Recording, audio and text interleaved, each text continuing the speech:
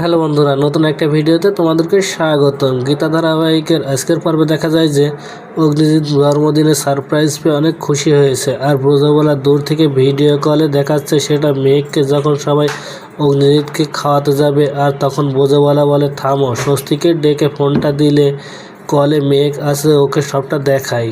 গীতার রান্না করা পায়েস খাওয়াইয়ে দেয় ব্রজবালা। এদিকে গীতা সবটা দেখছে বাইরে থেকে। পরের দিন সকালে রাখা বন্নি শাশুড়ি মায়ের কাছে জানতে চায় যে পায়েসটা কোথা থেকে এসেছে।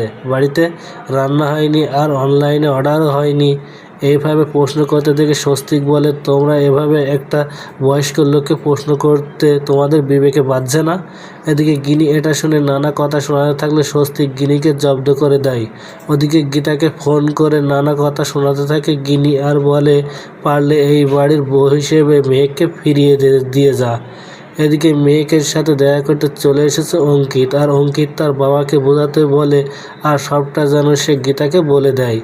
এই বলে আদালতে বের হয়ে যায় গীতা, আর গীতাকে অফার করে কেসটা থেকে সরে দাঁড়াতে।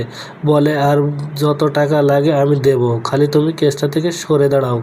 গীতা বলে সেটা সম্ভব না, আর গীতা সেই কল রেকর্ড শুনিয়ে দেয় যেটাই সত্য সিংকে ছেড়ে দিতে বলেছিল।